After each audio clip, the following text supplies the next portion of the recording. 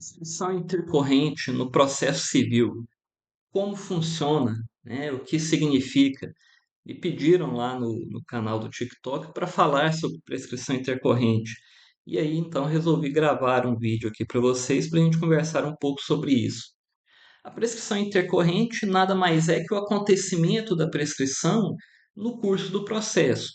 Simplificadamente, é isso que é a prescrição intercorrente, né? No curso do processo, então, o processo ficando parado para não perdurar uma situação de indefinidade, aplica-se, então, cria-se o Instituto da Prescrição Intercorrente. Porque o fato é que o processo, né, o ingresso do processo interrompe a prescrição, interrompe o curso do prazo prescricional. E aí, durante a discussão da causa, né, ou então durante a execução, não se correrá a prescrição. Só que, uma vez decidido, né, decidida a causa, iniciado o cumprimento de sentença, uma vez proposta uma execução, em tese, o processo ficaria aí aberto indefinidamente, o que contrariaria a própria ideia de prescrição. A prescrição é um instituto do direito civil, né, que retira de um interessado, de um titular de uma posição jurídica, a sua pretensão, né? A prescrição ataca a pretensão, ou seja, a possibilidade de reaver judicialmente o seu crédito. No entanto, a prescrição não ataca o crédito propriamente dito, não ataca o direito propriamente dito. Ou seja, a pessoa ainda continua titular daquele direito, daquele crédito, mas ela não vai poder usar dos meios judiciais e, segundo o STJ mais recentemente, até dos meios extrajudiciais para reaver seu crédito. Obviamente, caso o devedor espontaneamente queira buscar o credor e realizar o pagamento, ele tem direito a receber, porque o crédito não foi atingido. O que foi atingido foi a pretensão. Então, continua a ter uma base, né, uma causa para se receber aquele crédito. Se a prescrição atingisse o próprio direito, o pagamento, né, o cumprimento da obrigação após a prescrição, daria ao devedor o direito de exigir a repetição do pagamento, exigir a repetição do indébito, né, a devolução, já que ele pagou algo sem causa. O que configuraria, poderia configurar para o credor um enriquecimento sem causa. Então, não é a situação. O credor continua a ter o direito, ele só não pode se valer, né? Ele só não pode realizar, então, as medidas judiciais ou extrajudiciais para se reaver desse crédito. Então, a prescrição intercorrente, ela vai acontecer no curso de um processo de execução ou de um cumprimento de sentença. Ela é, de certa forma, bem detalhada no artigo 921 do Código de Processo Civil e seus parágrafos. Ali ele trata, inicialmente, das causas que suspendem o processo de execução, e entre uma das causas está a não, o não encontro do devedor ou o não encontro de bens penhoráveis do devedor, que suspenderia a execução e, então, a partir de um determinado período, iniciaria-se a prescrição intercorrente, porque o processo não poderia ficar parado lá anos a fio, 10, 20, 15, 50 anos, e aí um dia acha-se um bem, acha-se o devedor e fala, ó, você está aqui, então vem aqui para pagar essa dívida sua. Quer dizer, você acabaria desvirtuando o Instituto da Prescrição, porque por meio de uma manobra, né, quer dizer, o simples ingresso de uma ação significaria a, a, a perpetuação da obrigação sem acontecer a prescrição. Então surge a chamada prescrição intercorrente. No curso do processo, não encontrando o devedor ou encontrando o devedor, mas não encontrando bens penhoráveis, o processo é suspenso. Suspende-se o processo por um ano.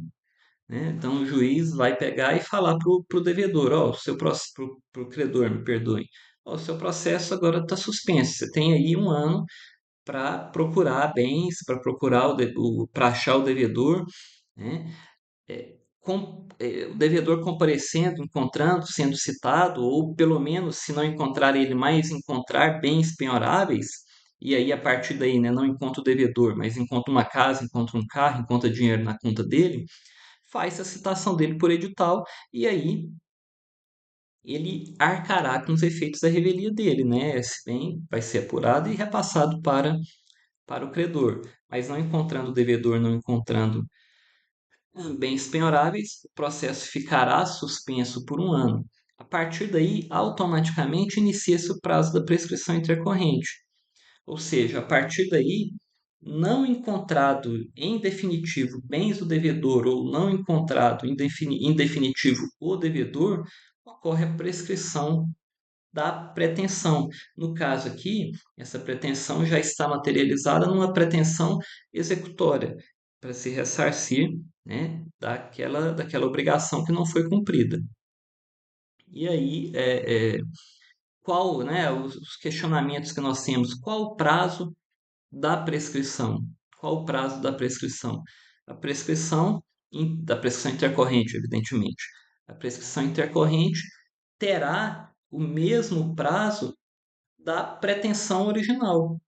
Então, se estamos diante de uma reparação civil, uma condenação e uma ação de conhecimento obrigando o réu a realizar uma reparação civil, a prescrição intercorrente ocorrerá em 3 anos. Né?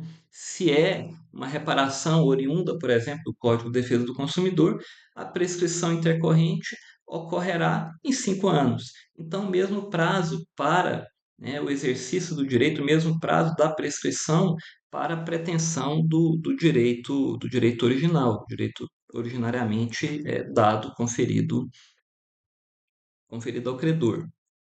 Passado esse prazo, então fulmina-se com a prescrição e o credor continua a ter causa para receber, né? Lembre, ele tem uma base, ele continua a ter causa para receber, quer dizer, se o dinheiro vem e cai aqui, ele vai ficar parado, ele tem causa. Quer dizer, quando você não tem causa para receber, o dinheiro vem e não tem nada que sustente. E aí, né, quando surge para o interessado, então, aquele que paga indevidamente, o direito de ser ressarcido. Se houve má fé do credor, houve alguma situação, pode haver o ressarcimento em dobro, mas se você pagou enganado, o outro recebeu enganado, você só tem direito de receber o dinheiro, né? Isso é interessante, por exemplo, quando a gente analisa uma obrigação tributária. O IPVA. O IPVA materializa a riqueza de possuir um veículo automotor. Você paga o IPVA, às vezes no começo do ano, dependendo de cada estado. Geralmente lá no começo do ano você vai e paga o IPVA.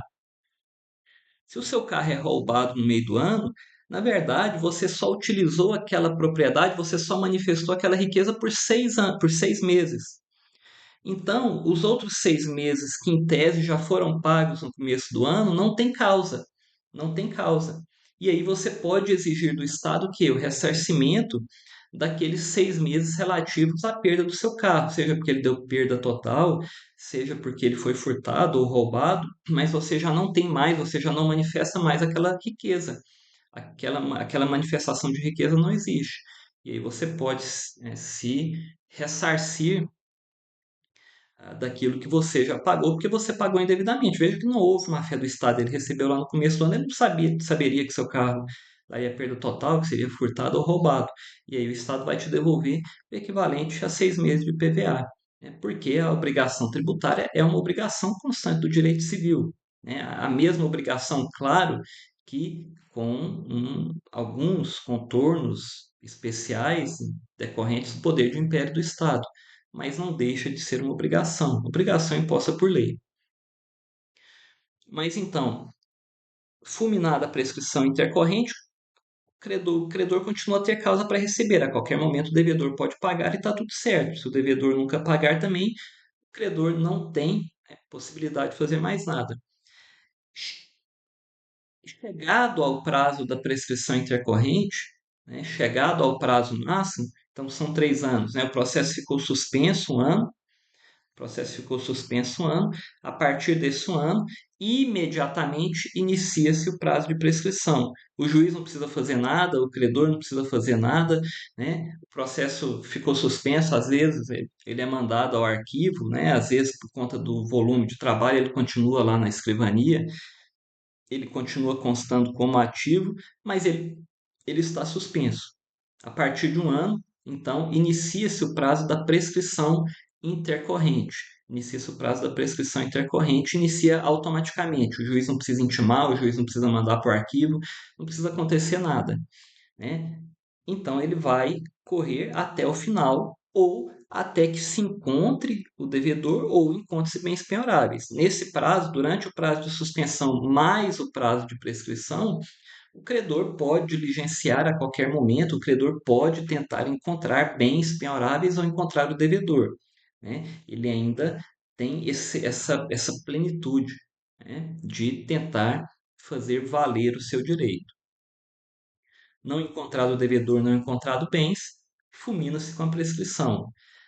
Por força, né, ali da parte geral, daqueles princípios iniciais do Código de Processo Civil, eu não vou me lembrar de cabeça, né, mas ali aquele princípio específico do contraditório, que nós já estamos cansados de saber, né, o juiz, antes de reconhecer a prescrição e determinar, então, né, dar uma sentença reconhecendo a prescrição intercorrente, né, e extinguindo o processo com resolução de mérito, obviamente ele precisa intimar o credor para manifestar, né? Às vezes a prescrição foi suspensa em determinado momento, por exemplo, quando aconteceu com a pandemia, houve suspensão dos prazos prescricionais, né? Enfim, às vezes ocorreu alguma situação ali que o juiz deixou passar. Então é preciso conferir o exercício do contraditório, né? Mas o juiz pode reconhecer essa prescrição intercorrente de ofício, ouvidas as partes. Se o réu está presente, ele também vai ser ouvido. Se ele não está presente, evidentemente não tem como ouvi-lo. E aí ele declara, né, reconhece o acontecimento da prescrição intercorrente. Algumas questões aí se fazem necessárias a gente observar, né? Esse prazo de um ano também, a suspensão ocorre também automaticamente? Em tese, vai acontecer automaticamente, quer dizer, não encontrou bens penhoráveis, não encontrou o devedor, inicia-se, né? Então, suspende-se o processo. Suspende-se o processo. Evidentemente, né, ainda que se pese, ainda que se possa falar em suspensão automática, o credor deve ser intimado para manifestar sobre isso. Talvez ele tenha algum fato, talvez ele tenha algum conhecimento já que vai impedir essa suspensão. Durante a suspensão está suspenso também a suspensão do processo e do prazo prescricional. Então é preciso intimar o credor, porque a gente sabe que a prescrição hoje só é, né, interrompida uma única vez, né? Só é interrompida uma única vez. E aí, suspendendo-se a partir do momento que o credor encontra bens penhoráveis ou encontra o devedor, interrompe-se a prescrição, interrompe-se o início do prazo da prescrição intercorrente. E aí ele teria um prejuízo, né? Porque ele não valeria disso de novo. Então ele precisa de ser intimado. O pedido de diligências por parte do devedor, né? O pedido de diligência, desculpa, por parte do credor, é suficiente para impedir a suspensão e impedir o início da prescrição intercorrente? O STJ, em diversas oportunidades, né? Os tribunais também inferiores falam, não é suficiente ficar pedindo, né? Então, tem credores que têm por habitualidade ou por política, né, realizarem o quê? Fica lá todo tempo, né, pedindo penhora, pedindo citação, pedindo intimação, pedindo manifestação, mas a primeira diligência infrutífera, não se encontrando bens penhoráveis do devedor, já é suficiente para suspender a execução. Então não adianta você ficar todo mês ali diligenciando, fazendo uma petiçãozinha, né, tentando enganar, tentando ludibriar o juízo, tentando ludibriar o juiz. Falar, ó, juiz, eu estou aqui pedindo, então não vai suspender, não, né? Então, a primeira diligência infrutífera já é suficiente para suspender e, posteriormente, começar o início da prescrição intercorrente. Não ocorrerá então aí não é um impeditivo do início da prescrição esse pedido recorrente aí de diligências. E chegada à prescrição intercorrente, isso aqui é muito interessante porque isso decorre da boa-fé objetiva, reconhecida a prescrição intercorrente. O credor aciona o Poder Judiciário, aciona a máquina judiciária, tenta executar, tenta se ressarcir da sua obrigação, não acha nada, chega o prazo de prescrição intercorrente. Em tese, em tese, o réu foi vencedor dessa demanda. Você concorda comigo? Se lá no começo eu entro com uma ação de cobrança, eu ingresso com uma ação de cobrança, e o juiz, né, o réu alega, mas já prescreveu essa dívida. O juiz reconhece a prescrição, eu sou obrigado a pagar honorários ao advogado, honorários sucumbências. Eu sou obrigado a arcar com as despesas, com as custas sucumbenciais, incluídos honorários advocatícios em favor do advogado do réu. Agora aqui, né, chegada a prescrição intercorrente, eu, credor, sou obrigado a arcar com honorários advocatícios se esse réu estava no processo? Né? E aí o STJ vai dizer que não. Nesse caso, não. Né? O credor que tem a prescrição intercorrente reconhecida em seu desfavor, se ele for obrigado a pagar honorários, ele vai ser duplamente penalizado e o réu ainda acaba sendo beneficiado, né? Quer dizer, ele além de não pagar, ele ainda, na verdade, não o réu, né? Mas o advogado dele ainda vai receber, em tese, ele vai estar se ressarcindo das despesas que ele teve com o advogado dele, né? Então, o STJ diz que pelo princípio da causalidade, então, né, não se aplica no reconhecimento da prescrição intercorrente também a condenação em honorários advocatícios.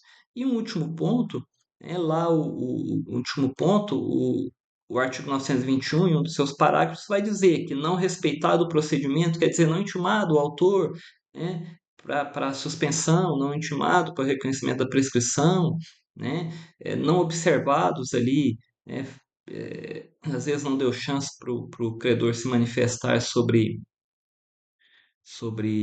se há ou não bens penhoráveis, enfim, né?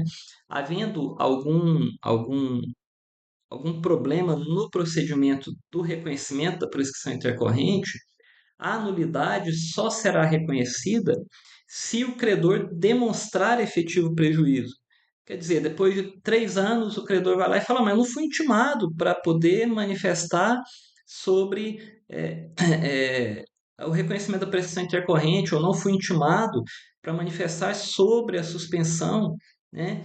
Mas cadê, né? Cadê o seu prejuízo? Houve efetivo prejuízo para você? E aí seria possível, então, relevar, né, nessa situação, demonstrado efetivo prejuízo, seria possível relevar, então, a prescrição e prosseguir e permitir o prosseguimento da ação, da decisão, né? Evidentemente. Isso decorre, na verdade, nem precisaria dessa previsão, decorreria do princípio da instrumentalidade das formas.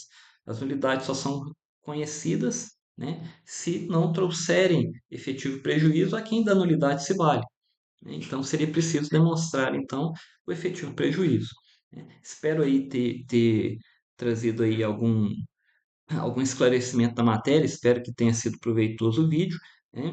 A gente nós nos encontramos aí posteriormente lá no TikTok, gravo ali diariamente, exceto finais de semana e feriados, né? Mas durante a semana estou lá trazendo, atualizando sobre os informativos das jurisprudências do STJ e do STF, né? E aqui trago diversos assuntos também para a gente debater, para trazer, para falar. Até a próxima.